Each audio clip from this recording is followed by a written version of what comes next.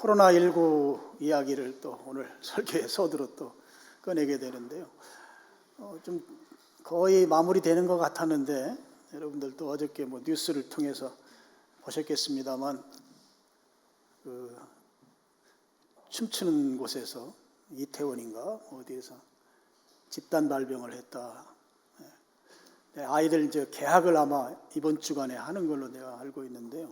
고등학교 학생들 좀 걱정스러운 측면이 좀 없지 않습니다.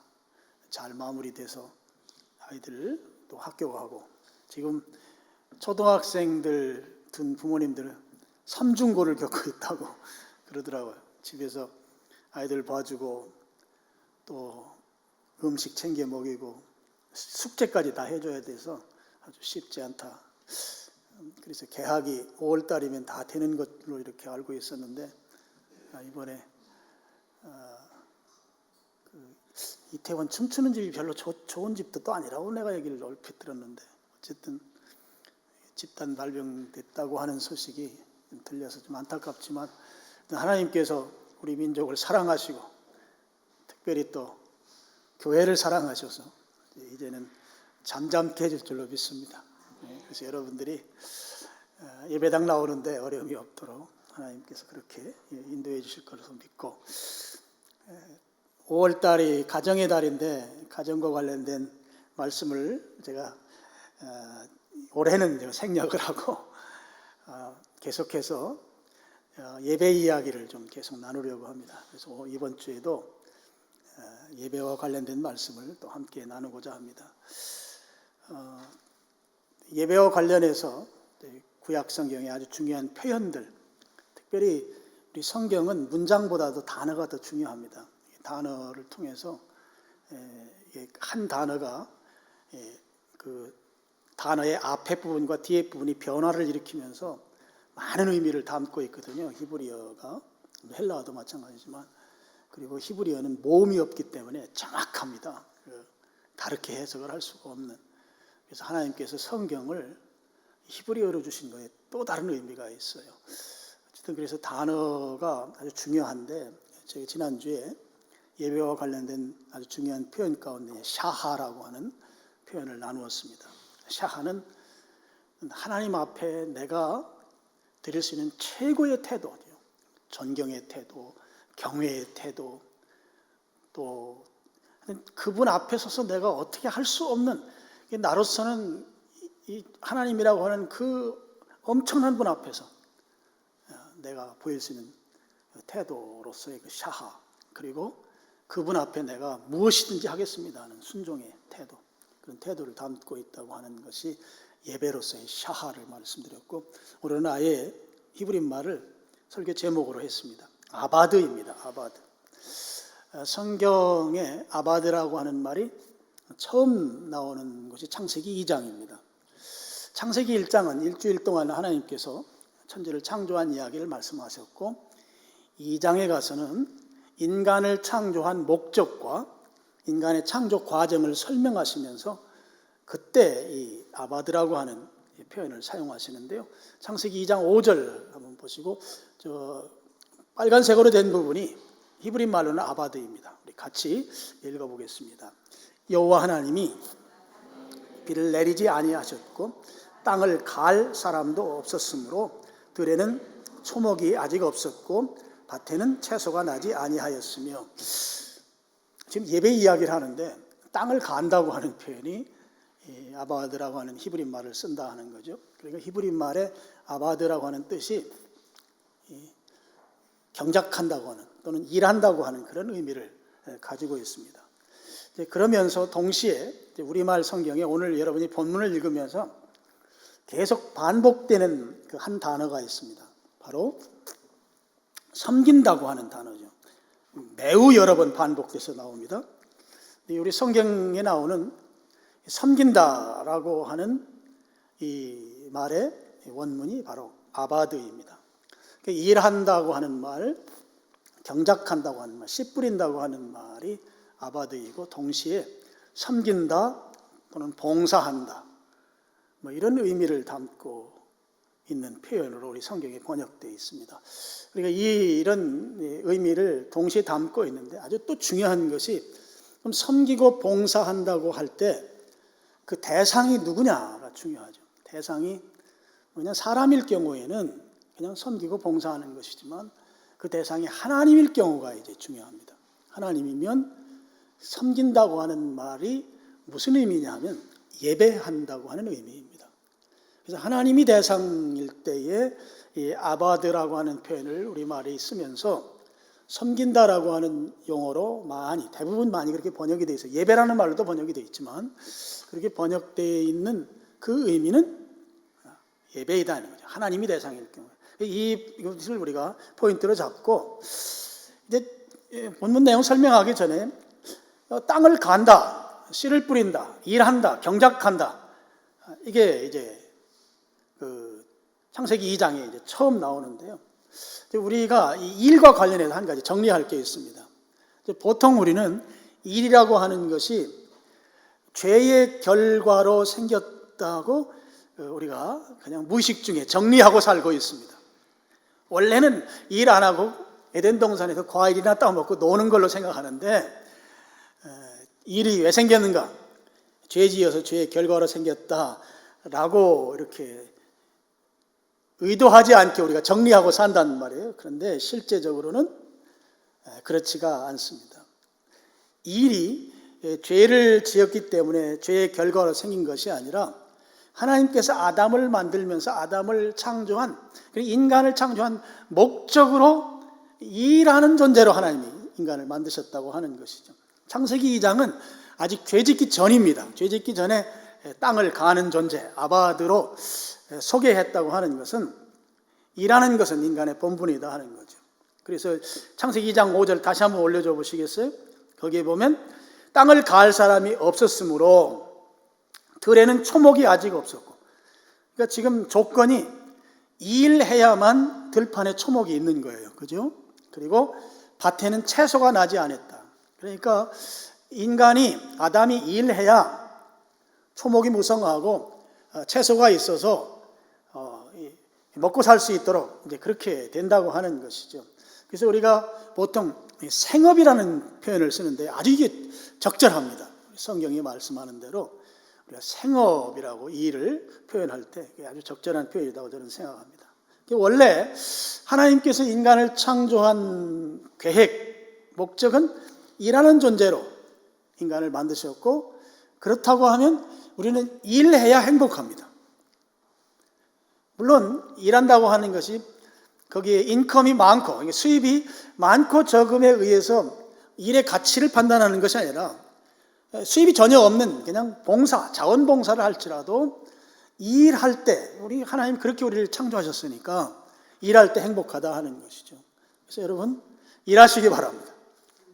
수입이 없는 일이라 할지라도 일하는 것이 하나님 창조 목적인 것이죠. 근데 사실 일하면 뭔가 좀 피곤해 보이고 어려워 보이고 그렇습니다. 왜 그런가 하면 죄의 결과로 일이 어려운 것이 돼버린 거죠. 창세기 3장에 가면 나오죠.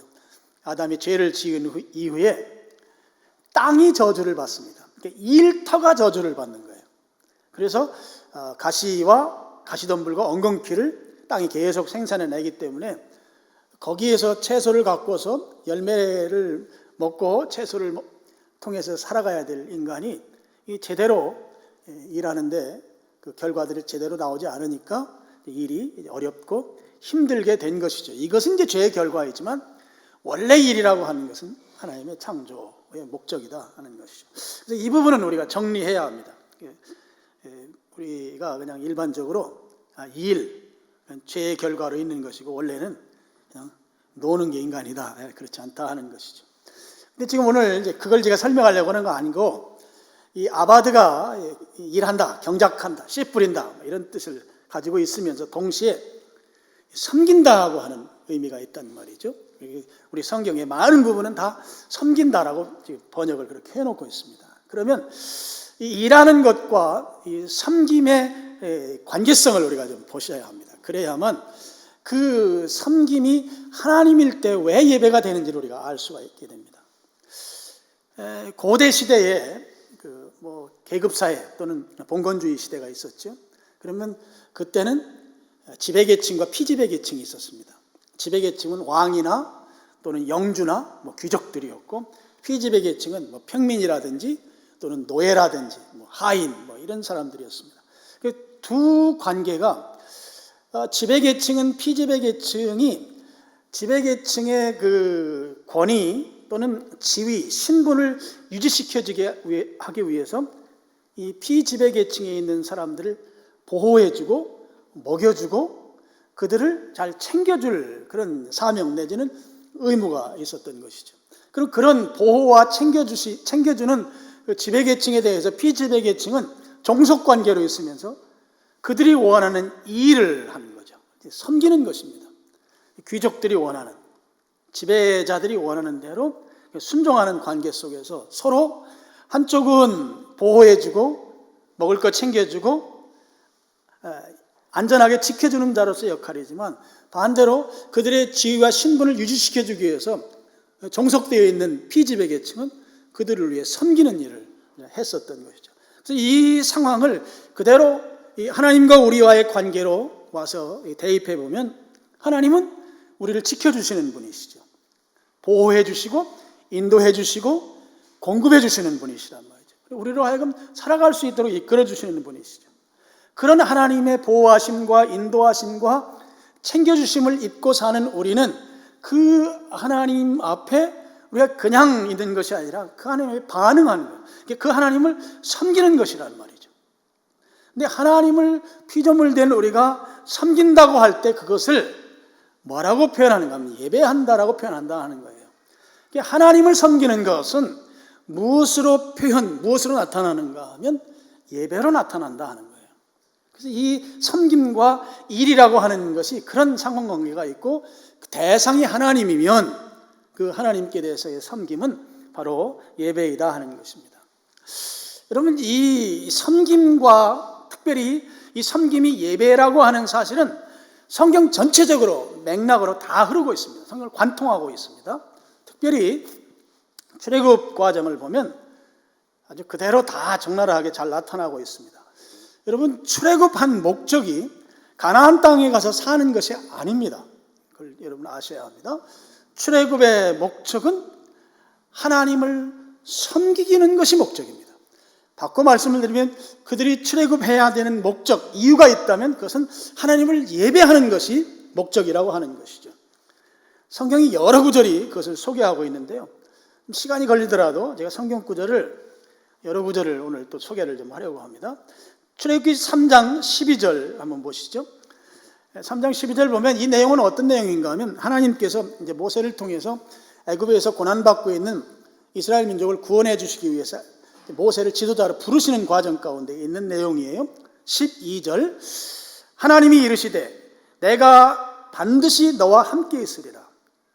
이 하나님이 우리를 보호하시고 인도하시는 분이시라고 하는 사실이 이제 전제되는 것입니다. 내가 그 백성을 애굽에서 인도하여 낸 후에 너희가 이 산은 신의 산이죠. 신의 산에서 지금 부르심을 받았습니다. 하나님을 어떻게 한다고요? 섬기리니 이것이 내가 너를 보낸 증거이다. 하나님께서 모세를 애굽에 보내는 이유가 그 백성을 끄집어내서 시내산까지 오게 하고 그곳에서 하나님께 예배하게 하기 위한 목적으로 출애굽을 시킨다. 지금 그 말씀을 모세에게 하고 있는 것이에요. 그 다음에 18절 보시죠. 그들이 내 말을 들으리니, 그들은 이제 그 애굽에서 지금 고난받고 있는 이스라엘 민족을 말합니다. 내 말을 들으니 너는 그들의 장로들, 지도자들과 함께 애굽 왕 바로에게 이르기를 히브리 사람의 하나님 여호와께서 우리에게 임하셨은즉 우리가 우리 하나님 여호와께 제사를 드리려 하오니, 이게 제사는 구약식 표현의 예배이죠. 특별히 이제 희생 제물을 드리는 제사를 말합니다. 이 부분을 좀 기억을 꼭 하고 계셔야 합니다. 사흘길쯤 광야로 가도록 허락하소서. 지금 애굽에서 탈출하는 목적이 하나님께 제사하기 위한 목적이다 하는 것을 소개하고 있습니다. 그 다음에 출애굽기 4장 23절, 이 부분은 이제 모세에게 바로 왕이 가서 내가 무슨 말 합니까? 라고 했을 때 하나님이 가르쳐준 내용이에요. 같이 읽어보겠습니다. 내가 내게 이르기를 내 아들을 보내주어 나를 섬기게 하라 하여도 네가 보내주기를 거절하니 내가 내 아들 내 장자를 죽이리라 하셨다 하라 하시니라. 하나님께서 바로에게 가서 섬기도록 내보내라 했는데 바로가 거절할 것이다. 그러면 내 장자들이 다 죽을 거다라고 하는 걸 이미 4장에서 다 이야기해 주고 있는 것이죠. 섬긴다고 하는 것 예배입니다. 그 다음에 이제 바로왕하고 이제 이스라엘 민족이 애굽에서 종살이 하다가 하나님 예배하기 위해서 탈출해 나오는 그 협상하는 장면이 있죠. 출애굽 협상이죠. 그 협상하는 그 과정 가운데 10번의 재앙이 있습니다. 바로왕이 10가지 재앙을 맞이하죠. 그때 7번에 걸쳐서 모세가 바로왕에게 거의 비슷한 내용으로 강조하는 것이 있습니다. 먼저 이제 출애굽기 7장 16절을 한번 보시죠. 같이 한번 읽어보겠습니다. 나일강 피 재앙이 있기 직전에 하는 말입니다. 그에게 이르기를 히브리 사람의 하나님 여호와께서 나를 왕에게 보내어 이르시되 내 백성을 보내라. 그러면 그들이 광야에서 나를 섬길 것이라 하였으나 이제까지 내가 듣지 아니하다. 지금 바로에게 하나님 섬기도록 내보내라 하는 거예요. 섬길 것이다. 예배를 위해서 출애굽하는 것이죠. 그 다음에 출애굽기 8장 1절 또 같이 읽어보시죠. 여호와께서 모세에게 이르시되 너는 바로에게 가서 그에게 이르기를 여호와의 말씀에 내 백성을 보내라. 그들이 나를 섬길 것입니다. 애굽에서 탈출해야 되는 이유와 목적이 하나님께 예배하기 위한 것이다 하는 거죠. 그 다음에 출애굽기 9장 1절입니다. 시작. 여호와께서 모세에게 이르시되 바로에게 들어가서 그에게 이르라. 히브리 사람의 하나님 여호와께서 말씀하시기를 내 백성을 보내라. 그들이 나를 섬길 것이니라. 13절. 여호와께서 모세에게 이르시되 아침에 일찍 일어나 바로 앞에 서서 그들에게 이르기를 히브리 사람의 하나님 여호와의 말씀에 내 백성을 보내라. 그들이 나를 섬길 것이다. 다 아바드예요. 아바드. 그 다음에 출애굽기 10장 3절 8번째 재앙 직전에 했던 말입니다. 시작. 모세와 아론이 바로에게 들어가서 그에게 이르되 히브리 사람의 하나님 여호와께서 말씀하시기를 내가 어느 때까지 내 앞에 겸비하지 아니하겠느냐. 내 백성을 보내라. 그들이 나를 섬길 것이라. 출애굽의 목적이 하나님 예배하기 위한 것이다. 그 다음에 9번째 이제 흑암 재앙이 있는데요. 그 직전에 출애굽기 10장 25절입니다. 모세가 이르되 왕이라도 우리 하나님 여호와께 드릴 제사와 번제물을 우리에게 주어야 하겠고, 재앙이 8번째 끝나고 9번째 앞에 이제 모세가 이제 담대하게 이야기합니다. 당신이 우리가 하나님께 드릴 제사, 예배, 그 다음에 번제물, 아직까지 구약에 제사법이 생기기 전인데 희생제사에 대해서 지금 이미 모세 시대에 이루어지고 있는 걸 볼 수 있어요. 번제물을 위해서 가축을 우리에게 줘야 된다는 거죠. 26절 보면 우리의 가축도 우리와 함께 가고 한 마리도 남길 수 없으니 이는 우리가 그 중에서 가져다가 우리 하나님 여호와를 섬길 것임이며, 하나님께 희생 제물을 드리는 거, 예배이죠. 섬기는데 가축으로 하나님께 섬기겠다. 제물을 통해서 하나님께 섬기겠다 하는 것이죠. 또 우리가 거기에 이르기까지는 어떤 것으로 여호와를 섬길는지 알지 못함이니이다. 하나님께서 지시하신 대로 하나님의 방법으로 예배하겠다고 하는 것을 지금 모세가 고백하는 것입니다. 여러분, 지금 출애굽의 목적이 가나안 땅에 가서, 젖거꿀이 흐르는 땅이라 할지라도 가나안 땅에 가서 사는 것이 목적이 아니고 하나님을 예배하기 위해서 출애굽이다 하는 거예요. 그래서 출애굽해서 광야에서 40년이 지났고 그 다음에 이제 여호수아 시대가 됐습니다. 여호수아는 가나안 땅을 이제 다 정복한 것이죠. 그래서 가나안 땅에 이제 정착한 거예요. 근데 정착하고 오늘 우리가 24장 읽었잖아요. 이제 완전히 정착이 끝난 상태에서 출애굽한 목적이 가나안 땅에 사는 것이 아니고 하나님께 예배하는 것이다 라고 하는 것이 모세 시대에 하나님이 모세에게 주셨던 그 말씀 그대로 이루어졌다고 하는 것을 여호수아가 그대로 고백하고 있는 장면이 바로 오늘 장면이에요. 본문을 한번 다시 보시죠. 14절. 그러므로 이제는 여호와를 경외하며 온전함과 진실함으로 그를 섬기라 하는 것입니다. 너희의 조상들이 강 저쪽과 애굽에서 섬기던 신들을 치워버리고 여호와만 섬겨라. 다 이제 가나안 땅에 와서 정복 국가를 이루고 정착한 상태에서 여호수아가 이스라엘 백성들을 향해서 하나님만 섬겨야 된다. 왕년에 아브라함 시대의 강 저쪽, 아마 유브라데 강 저쪽이니까 그 갈대아 지역의 신들, 그 신을 버리고 또 애굽의 신, 뭐 태양신이라든지 그 온갖 잡신들이 있어요. 그 신을 다 버리고 오직 여호와만 섬기자 하는 거예요. 15절. 만일 여호와를 섬기는 것이, 이 섬긴다는 말이 다 아바드입니다. 예배예요. 너희에게 좋지 않게 보이거든 너희 조상들이 강 저쪽에서 섬기던 신이든지 또는 너희가 거주하는 땅에 있는 아모리족 속의 신들이든지 너희가 섬길 자를 오늘 결정해라, 선택해라. 오직 나와 내 집은 여호와를 섬기겠노라. 지금 이스라엘 민족이 하나님 섬기는 게 좀 마음에 들지 않으면 왕년에 갈대아 지역에서, 갈대아 지역은 이제 달신이죠. 밤의 신입니다.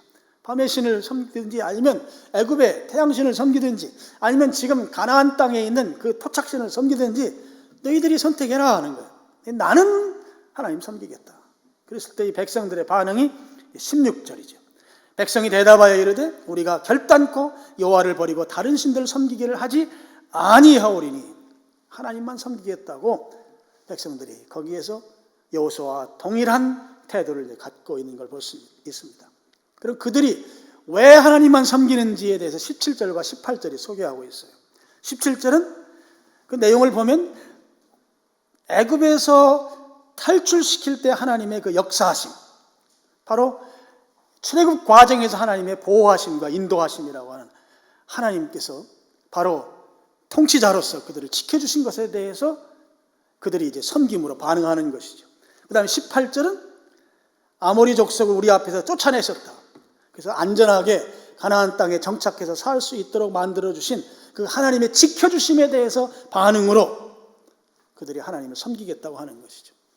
아까 모두에 말씀드린 대로 이 일하는 것, 경작하는 것과 섬기는 것의 연관성 속에서 보면 하나님이 인도하시고 보호해 주시고 안전하게 지켜주신 것에 대해서 그 은혜를 입은 자가 어찌 하나님을 예배하지 아니하겠는가? 하나님을 섬기지 아니하겠는가?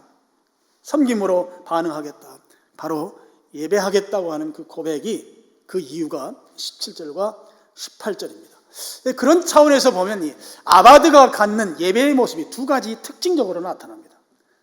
한 가지는 지금처럼 우리의 삶을 인도하시고 또 보호하시고 또 우리가 살 것을 공급해 주시는 그 하나님께 대해서 우리가 반응으로서 섬김, 반응이라고 하는 건 감사 반응이죠. 하나님이 나를 보호해 주시니 감사합니다. 나를 인도해 주시니 감사합니다. 또 앞으로 인도해 주실 것이 확실히 믿어지니 감사합니다. 감사 반응으로서 하나님을 섬기겠다고 하는 거예요. 이것은 삶의 자리에서 일어나는 것이죠. 내가 사는 삶의 자리에서 하나님 은혜가 감사해서 하나님을 섬기는 자로, 예배자로 살아가는 거예요. 이 아바드가 갖는 하나의 특징입니다. 하나님께서 나를 지켜주시고 나를 여기까지 인도해 주시고 내가 먹고 살 수 있도록 공급해 주시고 건강하도록 지켜주시고 그리고 오늘 하나님의 공급하신 가운데 승리할 수 있게 해주신 그 하나님께 대해서 내가 반응으로 예배자로서 감사로 나아가겠습니다. 아바드 예배의 하나의 특징인 것이죠. 그래서 이것은 삶 속에서 이루어져요. 창세기 4장에 가인과 아벨의 제사가 물론 거기에 교훈이 받는 예배와 안 받는 예배가 있다고 하는 교훈도 있지만 가인은 농사를 지었거든요. 농사를 짓는 자로서 자기가 지은 농산물로 하나님께 예배를 드렸어요. 이 감사 반응이죠. 농사를 지으면서 하나님의 은혜를 기억하고 그 은혜 앞에 나아가는 거죠. 반응하는 것입니다. 아벨은 목축업을 했어요. 양을 쳤다고요. 양을 치면서 하나님께서 보호해 주시고 인도해 주시고 시절을 따라서 푸른 초장, 쉴만한 물가로 인도해 주시는 그 하나님을 경험하고 그 하나님의 인도하심 앞에 감사로 나아갔던 것이죠. 삶 속에서, 삶의 자리에서 드려지는 예배인 것입니다. 또 한 가지 아바드가 갖는 예배의 특징이 있어요. 26절 보시죠. 26절 보면 거기에 여호수아가 이 모든 말씀을 하나님의 율법책에 기록하고 큰 돌을 가져다가 거기 여호와의 성소 곁에 있는 상수리 나무에 세웠다. 거기에 보면 여호와의 성소가 나와요. 지금 여호수아가 이스라엘 백성들을 모으고 세겜 땅에서 마지막에 하나님을 예배하는 삶을 살라고 하는 그 마지막 설교하는 장면이 여호수아 24장이거든요. 그런데 그 설교하는 그 장소에 무엇이 있는가 하면 여호와의 성소가 있어요. 이 여호수아가 이 성소를 그곳에 만들었는데요. 이 세겜이라고 하는 지역은 한쪽에는 에발산이라고, 지금 사마리아 지역에 있습니다. 에발산이라고 하는 산이 있고 또 한쪽에는 그리심산이 있어요. 양산 사이고 계곡이 바로 세겜이에요. 사마리아 지역입니다. 요한복음 4장에 나오는 그 지역인데 그 지역에 여호와의 성소가 있다 하는 거예요. 근데 이 성소가 발굴된 지가 얼마 안 됐어요. 1982년도에 히브리 대학교에 제르탈이라고 하는 교수가 에발산에 올라갔다가 에발산 정상이 아니고 정상 한 940m 정도 되거든요. 한 800m 부분에서 돌무더기를 발견합니다. 근데 돌무더기가 돌이 이렇게 페인팅이 되어 있고 거기에 동물 뼈들이 있고 이런 걸 기이하게 여기고 이분이 발굴을 해서 1986년 34년 전에 바로 이것이 여호수아 시대에 여호수아가 하나님께 드렸던 제단이다, 성소이다. 오늘 26절에 나오는 성소를 발견하고 그것을 이제 소개했죠. 엄청난 논란이 있었다고 그래요. 근데 그 성소를 여러분 그림으로 좀 소개하겠습니다. 불과 얼마 되질 않아서 이제 학자들이 아마 여호수아 시대에 만들어진 이 제단이 저런 식으로 됐을 거다. 저기 가면 이제 동물 뼈도 있고 막 불탄 흔적도 있고 또 돌이 이렇게 해칠해진 것들도 있고 그런 것들이 여호수아 시대의 그 제단 모습과 너무 닮아 있다는 거죠. 근데 이제 요즘은 촬영 기법이 이제 드론을 통해서 촬영을 이제 하니까 저기 정상에 있으면 아마 오래전에 발굴이 됐을 거예요. 근데 정상 지역이 아니고 해발 한 800m 정도 지역에 있는 것입니다. 드론으로 찍은 그게 있어요. 저기 중간쯤에 보면 이 돌 무더기가 이렇게 되어 있는 부분이 있습니다. 그것이 바로 여호수아 시대의 하나님의 성소 에발산에 있는 그 성소로 이제 34년 전에 히브리 대학교 교수가 이게 바로 예수님 오시기 한 3,400년 전쯤에 바로 여호수아 시대의 성소이다.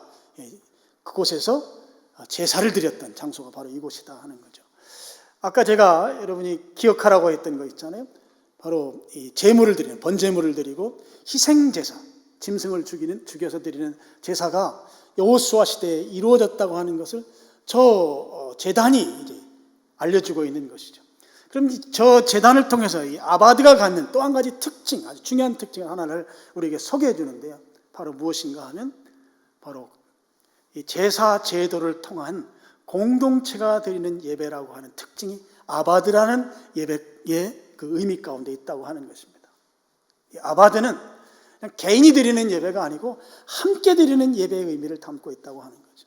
희생제사를 통해서 희생제사를 드리려면 그 제물을 드리는 사람들, 또 그 제사에 참여하는 사람들, 또 제사장들, 그리고 거기에는 사람들이 여럿이 모여서 드리기 때문에 개인이 드리는 예배가 아니고 공동체가 드리는 예배라고 하는 거예요. 구약 시대에 이 아바드가 갖는 것은 하나님께서 나를 이끌어 주시고 인도해 주신 데 대한 감사 반응으로서의 예배로서의 의미와 또 한 가지는 이건 개인적 예배가 아니고 함께 드리는 예배라고 하는 그런 의미, 이 성소 예배, 예배가 어떤 절차와 법도와 그 의례라고 하는 그런 과정들을 통해서 하나님께 드려야 되는 그런 예배, 특별히 공동체가 드리는 예배로서의 그 의미를 이 아바드가 갖고 있다 하는 것이죠. 여러분 구약의 이 아바드는 그대로 신약 시대로 넘어옵니다. 제가 지난번에 말씀드렸던 대로 구약 시대에 이 예배가 갖는 의미가 단절되는 게 아니에요. 예수님 시대 이후에. 예수님 시대 이후에도 동일하게 그 의미를 그대로 가지고 오고 있습니다. 특별히 성경에서 구약 시대에 드리던 예배가 중단됐다고 확실하게 성경에 언급하지 않는 한은 그 의미가 그대로 신약 시대에도 이어지고 오늘날도 이어져야 한다는 것이죠. 저는 예배에 대해서 그런 견해를 가지고 있습니다. 예를 들어서 희생제사는 지금은 안 드려도 돼요. 예수님이 희생제물로 단번에 모든 제사를 대신하셨기 때문에 그 이후에 양을 잡거나 염소를 잡아서 드리는 그런 예배는 지금 전혀 드릴 이유가 없는 것이죠. 그러면 구약의 아바드가 신약 시대로 넘어와서 이 구약 성경에 나오는 이 아바드를 신약의 헬란 말로 구약 성경의 아바드를 70인역 성경이 헬라어로 번역된 성경에 이 헬란 말로 번역한 표현이 라트리오라고 하는 헬란 말을 써요. 그러니까 구약의 아바드의 의미 그대로 신약 시대에도 라트리오가 사용됩니다. 아까 제가 두 가지 의미가 있다고 했잖아요. 그 두 가지 의미가 그대로 살아서 있다 하는 것이죠. 첫째 의미를 나타내는 여러분 잘 아는 성경 구절이에요. 로마서 12장 1절입니다. 우리 같이 한번 읽어보시죠. 그러므로 형제들아 내가 하나님의 모든 자비하심 너희를 권하노니 너희 몸을 하나님이 기뻐하시는 거룩한 산 제물로 드리라. 이는 너희가 드릴 영적 예배니라. 여기 예배가 라트리오라고 하는 헬란 말인데 여기 명사형이기 때문에 라틀레이아라고 씁니다. 지금 그러므로로 시작하잖아요. 아까 말씀드린 대로 하나님께서 나에게 나를 인도해 주시고 보호해 주시고 공급해 주신 그 은혜에 감사하는 반응으로서 예배. 그러면 로마서 1장부터 11장까지는 예수 그리스도를 이 땅에 보내셔서 십자가에 죽게 하시고 그로 말미암아 믿음으로 구원받은 그 은혜를 입은 자가 그냥 은혜를 입은 채로 폼 잡고 살아가는 것이 아니라 그 은혜가 너무나 감사해서 하나님께 기뻐하시는 자로서 거룩한 산제물로 우리를 드리라고 하는 그런 예배로서의 산제물로서 합당한 예배자로 살아가라고 하는 그런 의미이죠. 구원해 주신 주님의 은혜에 반응하는 삶의 태도로서 하나님께 예배하는 것을 말하는 것입니다. 또 한 가지 의미는 아까 말씀드린 대로 희생제사를 통해서 공동체가 드리는 어떤 절차와 법도가 있는 그런 예배가 아바드 속에 들어있다고 말씀을 드렸습니다. 함께 드리는 예배라는 의미이죠. 히브리서 9장 1절 보시죠. 첫 언약에도 구약의 말씀을 말하는 것입니다. 첫 언약에도 섬기는 예법, 여기에 섬기는이라고 하는 말이 이제 구약으로 말하면 아바드이고 신약으로 하면 라트리오입니다. 예법이라고 되어 있습니다. 세상에 속한, 세상은 지상을 말합니다. 땅에 속한 성소가 있더라. 구약 시대의 성막과 또는 성전을 말하죠. 그리고 그러면서 이제 히브리서 9장 2절부터 5절까지는 그 성소 내부의 모습을 쭉 소개하고요. 6절에 가서 같이 읽겠습니다. 이 모든 것을 이같이 예비하였으니 제사장들이 항상 첫 장막에 들어가 섬기는 예식을 행하고, 여기 섬기는 예식 역시 구약으로 말하면 아바드이고요, 신약으로 말하면 라트리오입니다. 지금 이 아바드가 갖는 의미가 뭔가 예법이 설명이 되고 있고 예식이 설명이 되고 있고 제사장들이 등장하고 있어요. 그러니까 여기에는 공동체가 함께 드리는 어떤 과정과 절차가 규정되어 있는 순서가 있고 질서가 있는 그런 예배를 의미한다고 하는 것이죠. 빌립보서 3장 3절입니다. 같이 또 읽겠습니다. 하나님의 성령으로 봉사하며 그리스도 예수 안에 자랑하고 육체를 신뢰하지 아니하는 우리가 곧 할례파라. 여기에 하나님의 성령으로 봉사하며, 이 봉사한다는 말이 구약식으로 말하면 아바드예요. 신약식으로 말하면 라트리오예요. 우리가 예배를 드리는데 그 예배가 성령님의 인도하심을 따라서 드려지는 예배. 그리고 이 봉사한다는 말 속에는 그 예배가 되게 하기 위해서 예배를 섬기는 자들의 사역이 거기에 포함된 의미예요. 예배가 하나님께 온전히 잘 드려지려면 찬양 사역하는 찬양 사역자가 필요하고, 설교자가 필요하고, 기도자가 필요하고, 반주자가 필요하고, 또 헌금 위원이 필요하고, 또 성찬 위원이 필요하고, 뭐 이런 예배가 하나님께 온전히 드려지기 위해서 그 예배를 위해서 사역하는 사람들의 포함된 의미가 담겨져 있다고요. 근데 그 봉사라고 하는 의미가 성령님이 인도하심 가운데 드려지는 예배. 그러면서 거기에 보면 그리스도 예수로 자랑하고, 바로 예수님을 자랑하는, 복음을 전도하는 것이고, 육체를 신뢰하지 않는다고 하는 말은, 육체라고 하는 건 무엇을 의미하는가 하면, 한마디로 말하면 이력서를 말해요. 이력서. 내가 이런 사람이다. 스펙 또는 명함을 말합니다. 근데 하나님께 예배하는 자들이 육신적으로 뭐 잘나고 못난 거 가지고 안 따진다 하는 것이죠. 그러면서 우리가라고 하는, 개인을 말하는 게 공동체를 말하고 있잖아요. 공동체가 드리는 예배입니다. 신약시대의 이 아바드의 개념, 라트리오의 개념은 성령님께서 인도해 가시는 가운데 회중이 예배를 드리는데, 공동체가 예배를 드리는데, 거기에 예배자들의 예배를 잘 드릴 수 있도록 하는 사역까지도 포함한 개념으로 이 라트리오가 소개된다 하는 것이에요. 아바드와 라트리오가 갖는 특징은 바로 공동체가 같이 드리는 그런 예배의 개념이 거기에 포함되어 있다 하는 것입니다. 그런데 그 공동체가 예배를 드리려면 의례, 절차라고 하는, 의식이라고 하는 것이 거기에 포함된다고 하는 것이죠. 이것은 제가 다음 주에 조금 더 설명을 하겠습니다. 자, 이제 오늘 우리가 아바드 예배에 대해서 지금 말씀을 드리고 있습니다. 이게 주의할 것이 하나가 있어요. 바로 아바드라고 하는 예배가 하나님을 예배하는 것이죠. 섬긴다는 표현이 하나님이 대상일 때의 예배라고 제가 말씀드렸어요. 신약의 표현은 라트리오인데 마찬가지입니다. 그런데 이 용어가 하나님이 아닌 다른 존재에게도 사용되고 있다고 하는 것이죠. 지난주에도 말씀을 드렸지만, 여전히 우리에게 예배에 있어서 문제가 되는 것은 누구를 예배하는가예요. 예배의 대상에 대해서 여전히 문제를 삼는 것이죠. 오늘 본문에도 보시죠. 15절 보면, 만일 여호와를 섬기는 것이 너희에게 좋지 않게 보이거든. 너희가 하나님 섬기는데 뭔가 못마땅하고 하나님 섬기는 거 별로 재미없어 여기면, 뭐 강 저쪽에 있는 신이나, 아니면 애굽에서 할 때 그 신이나, 아니면 지금 정착해 있는 이 아모리족 속에 현재 지금 살고 있는 토착신이나 이런 걸 섬기든지, 그렇지 아니하면 하나님을 섬기든지, 예배의 대상에 대해서 계속해서 강조하고 있는 것을 볼 수가 있어요. 섬김의 대상이 하나님만으로 지금 성경이 이야기하는 것이 아니고, 여전히 하나님을 대체할 다른 존재들이 우리의 예배의 대상으로 등장하고 있다고 하는 사실을 우리가 주의해야 한다는 것입니다.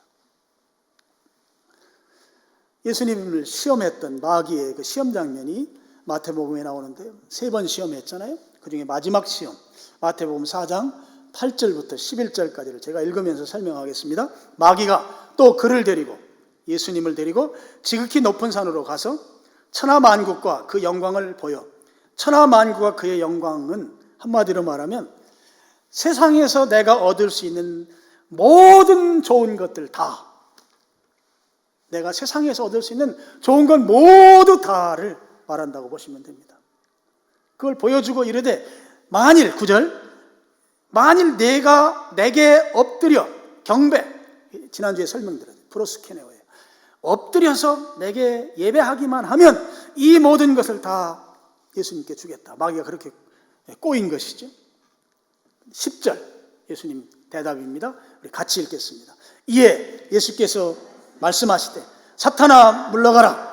기록되었으되 주 너의 하나님을 경배하고 다만 그를 섬기라. 섬기라 하였느니라. 여러분, 하나님께 경배하고 내가 할 수 있는 최고 최선의 것을 하나님께 나타내 보여드리고 프로스케네오 하고 다만 그를 섬겨라 하는 거죠. 하나님이 나를 인도해 주시고 보호해 주시고 챙겨 주시고 공급해 주신 그 하나님께 감사함으로 반응해라 하는 것이에요. 우리가 할 일은 하나님 경배하고 하나님께 섬기는 것이다. 그랬더니 11절, 이에 마귀는 예수를 떠나고 천사들이 나와서 수종드니라 그랬습니다. 여러분, 하나님을 온전히 예배하면 마귀가 떠나게 되어 있습니다. 세상에 온갖 미혹거리를 가지고 내게 달려와서, 야, 나하고 좀 친하게 지내자. 내가 너한테 이런 거, 너 세상에서 가장 좋아하는 너 이거 너에게 내가 줄 거니까, 야, 너 나하고 친하게 지내고 하나님께 예배하지 말어. 그때 단호하게 하나님만 예배하겠다는 거예요. 하나님만 섬겨야 된다 하는 거예요. 그랬더니 마귀가 떠나는 것입니다. 참되게 예배하면 세상의 모든 유혹이 다 떠나는 줄로 믿습니다. 떠날 수밖에 없습니다. 그럼 떠난 자리에 누가 와요? 천사가 와요. 천사가 와서 수종든다. 하나님을 더 기쁘게 하는 자로 살아가도록 천사가 와서 수종드는 놀라운 역사가 일어납니다. 오늘 본문에도 여호수아가 자기가 가나안 땅 다 정복한 이후에 백성들을 모아놓고 시겜 땅에서 여호와의 성소 곁에서 말이죠, 이스라엘 민족을 향해서 하나님만 섬겨라 하는 거예요. 하나님만 섬겨라. 14절 끄트머리에 보면 여호와만 섬겨라, 여호와만 섬겨라. 한번 세상 스님들 한번 섬긴다고 한번 가봐라. 나는 하나님만 섬기겠다. 하나님만 예배하겠다. 너희들 결단해야 된다. 그때 16절에 이 백성들이 다 결단하잖아요. 하나님만 섬기기로. 여러분, 우리도 하나님만 섬기기로 결단해야 돼요. 결단. 지금도요, 세상의 모든 좋은 것이 우리 옆에 와서 막 속삭여요. 좋은 것이.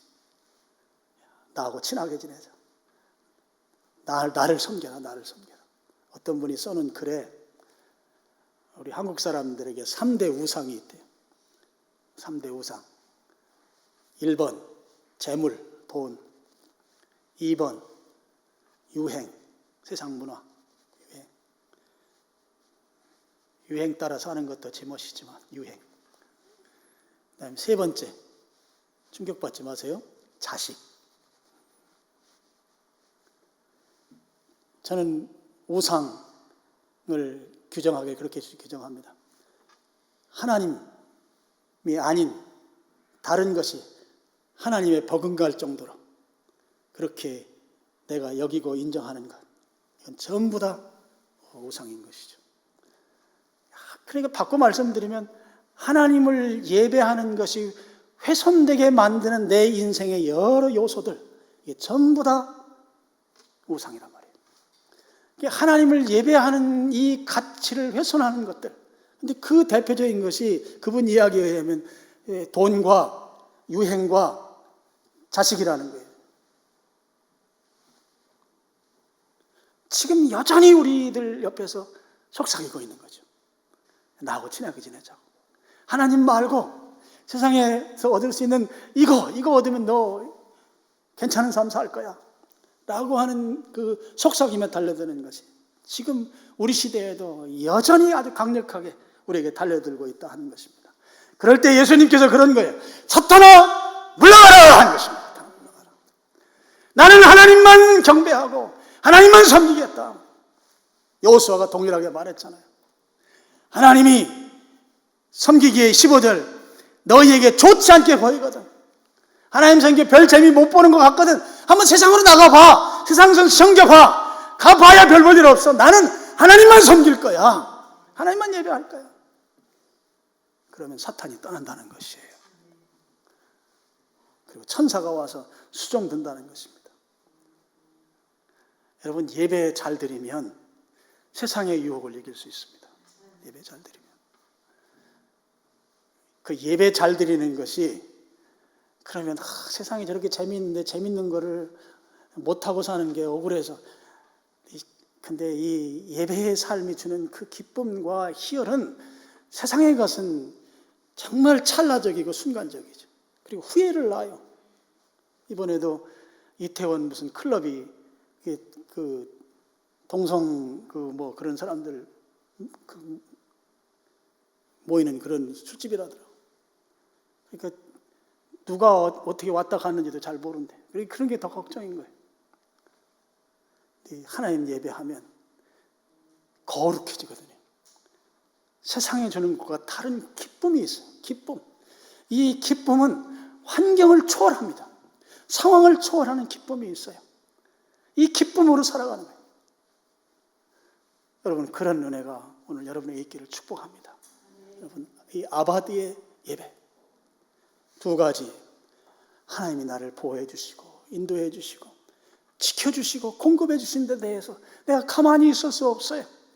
그래서 내가 감사로 반응하고 헌신하고 물질을 드리고, 그러면서 주님의 은혜에 감사해서 드리는 이 예배, 이 아바디. 또 한 가지는 이 예배는 나 혼자만 드리는 게 아니에요. 공동체가 연합해서 드리는 거예요.